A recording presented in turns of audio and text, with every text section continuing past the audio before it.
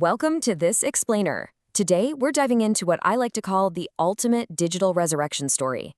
We're stepping completely outside the familiar boundaries of Windows and Mac OS to explore the technical inner workings of a classic operating system that simply refused to die. So we have to start by asking a rather crucial question. What actually happens when a beloved operating system is abandoned? To really understand our topic today, we need to take a quick look back at the demise of BeOS. Originally developed by B Inc., BeOS was this incredibly powerful system, totally celebrated back in the day for its multimedia architecture and multiprocessor support. But after facing some really tough difficulties in commercialization, the whole project was completely discontinued in the early 2000s. It was dead. But, software has a funny way of surviving if the community behind it is passionate enough, and they were. A dedicated group of developers practically willed this system back into existence. They refused to let the legacy of BeOS vanish, and their reaction to its death is what sparked the entirely new project we're looking at today. Here's our roadmap for today. First, we'll meet the Haiku OS. 2, setting up VirtualBox. 3, navigating file management. 4, benchmarking system performance. And 5, the final verdict. All right, let's jump right into Section 1, Meet the Haiku OS. This is the modern face of the Haiku OS. It was designed from the absolute ground up to be a lightweight, flexible environment, and it is meticulously tailored for pure speed. It's deeply inspired by the original B file system, offering creatives and developers something that's actually pretty rare today, a snappy, distraction-free experience with literally zero unnecessary bloat. If you're looking for an environment with highly efficient graphics processing and really flexible memory management, Haiku offers a genuinely compelling alternative to the mainstream heavyweights. Now, comparing the defunct commercial BeOS to the completely independent open-source Haiku project reveals a pretty stark contrast. While Haiku is heavily inspired by BeOS, it is an entirely new beast. There's absolutely no direct connection to the original BeOS source code. None. BeOS was commercial, originally built for the PowerPC architecture, and as we know, it ultimately died. Haiku, on the other hand, is entirely open source and written totally from scratch. And yeah, even though it has spent a really long time in the pre-alpha and beta stages, it's living proof that an independent community can completely rebuild a complex system's identity. Moving right along to Section 2, setting up VirtualBox. Okay, so because Haiku is still under active development, you might be a little hesitant to just install it over your main computer's OS. Totally fair. The smartest and honestly safest way to experience it is through virtualization.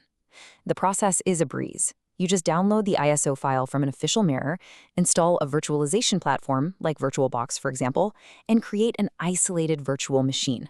That means it runs entirely separate from your host machine. There's absolutely zero risk to your daily driver. The real make-or-break step here is how you configure your virtual hardware. We're allocating around 2 gigabytes of base memory, along with a few processor cores, just to keep things incredibly responsive. Then we create a virtual hard disk to act as the primary storage drive. Getting these settings dialed in right guarantees the Haiku kernel has exactly what it needs to boot smoothly, manage processes, and allocate memory without a single hiccup. Let's move to Section 3. Navigating file management. Before we start throwing around actual commands, we need to quickly define the terminal. This is your primary tool for executing file management instructions in Haiku. Now, if you're used to purely graphical interfaces, staring at a terminal might seem a bit intimidating at first, but in Haiku, it is incredibly efficient. It lets you communicate directly with the operating system to create, rename, read, and delete files in a fraction of a second, completely bypassing any graphical overhead. It's just you and the machine.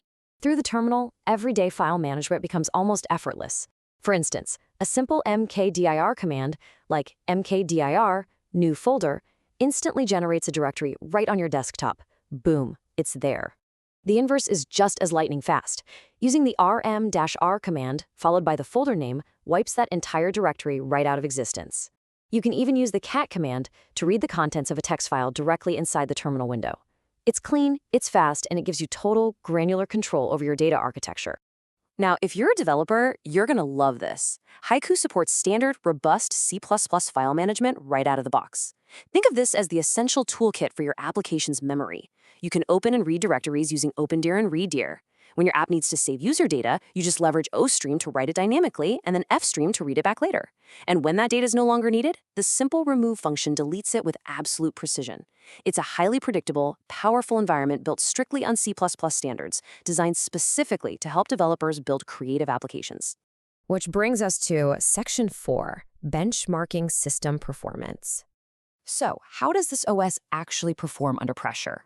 When we benchmark Haiku with built-in tools like Top and VMstat, we're hunting for a few core data points to measure its responsiveness.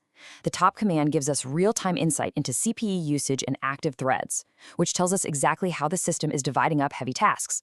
Meanwhile, VMstat tracks max physical memory, free memory, and perhaps most importantly, page faults. Page faults basically tell us how often the system hits a bottleneck and has to pull data from virtual memory, simply because the physical RAM is completely full. Looking at the live output from the VMstat tool, we get some really concrete data on available memory. You can see the breakdown of max memory versus free memory right alongside the swap space metrics. That swap space essentially acts as your emergency reserve for when physical memory is maxed out. Ultimately, what this benchmark proves is that Haiku's kernel is highly intelligent about resource distribution. It actively monitors its limits, effectively caching block data, and managing those page faults to keep the system running smoothly, preventing crashes even under a heavy load.